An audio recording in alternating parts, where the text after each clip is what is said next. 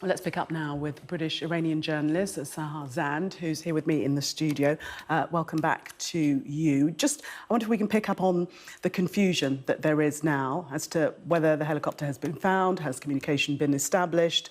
What are we to believe? Exactly. There is a lot of contradictory information and very confusing information coming out. The world is following this news, especially Iranians are following this news very carefully, but it's very hard to know what is going on in Iran. As we know, the media and press in Iran is heavily censored. It's very controlled.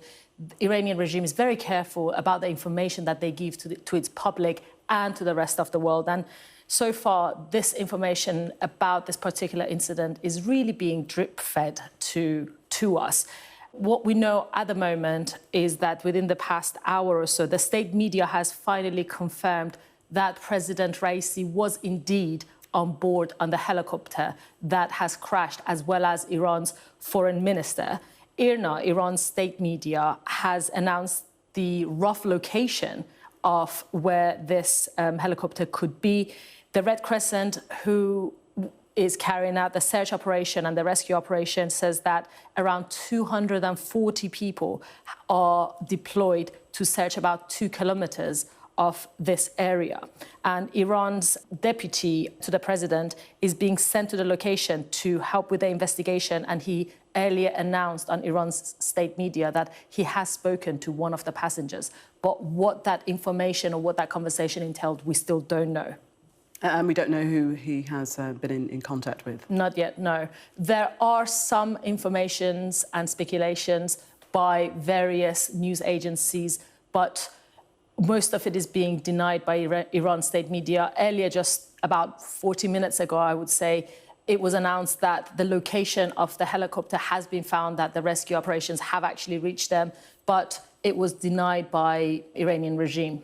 And the tone has changed very much in the last few hours. Started initially being described as a hard landing, and only in the last hour or so have they moved to actually admitting that it was a crash.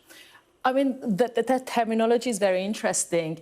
That rough, hard landing is actually a terminology that Russians use because they don't want to cause panic.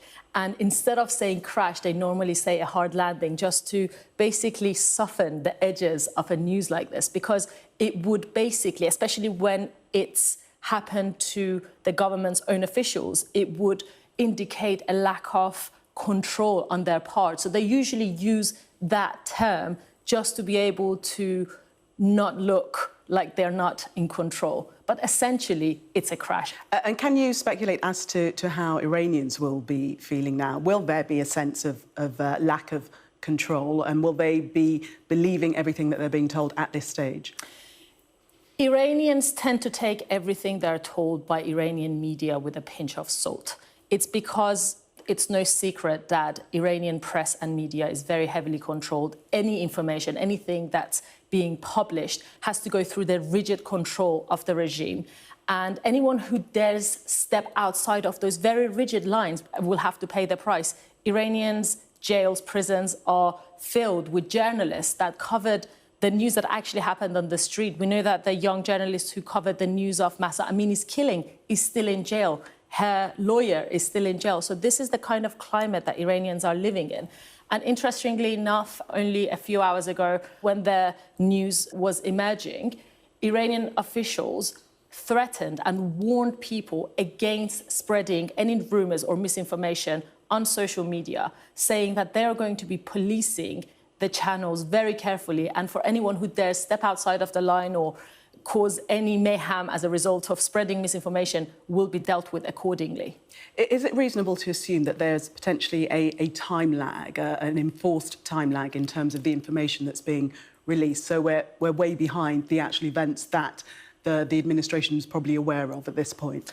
The assumption is very much that, but just purely based on how Iran and Iranian media has basically covered previous events. So we don't know. The assumption is very much that they already know what's happening, but they're hiding it just so that they have enough time to engineer and come up with how they want to respond to it. The Supreme Leader is saying that the country's management will not be affected by this accident, that it's business as usual. So very much trying to assure people that there's nothing to see here, nothing changes, whatever the outcome is. You say assure, that's a very interesting word, because perhaps that could be seen as him trying to assure the people, but a lot of people actually find that extremely scary, because it is true that if anything were to happen to Raisi, to the foreign minister, it will be business as usual indeed, because Raisi is a part of Khamenei's, what they call loyal gang for decades. So is the foreign minister. And the way that Iran's government and the whole system has been designed is to make sure that everything is in line with what the Supreme Leader Khamenei wants anyway. So even if Raisi wasn't to return to his post, whether because of his injuries, whether because he was dead, it will absolutely be business as usual. And his deputy, whether or not his deputy even starts taking control of the country, is still down to the Supreme Leader. The Supreme Leader can come and say, no, I want someone else. So the deputy wouldn't have stepped in at the moment because obviously he's been out of circulation for a number of hours. Is there not a procedure where the deputy would be in control, as it were, now?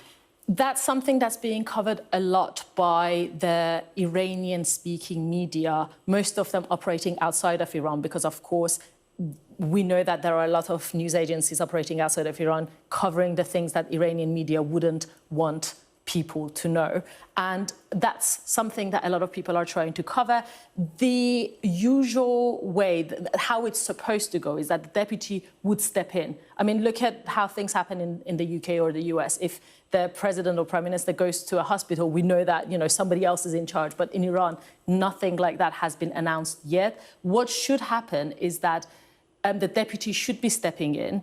And if within 2 months the president isn't able to come back, then somebody should be taking his place. But at the moment, semi-official reports are basically saying that a council is being formed to discuss options. But again, we really need to take all of this information with a pinch of salt.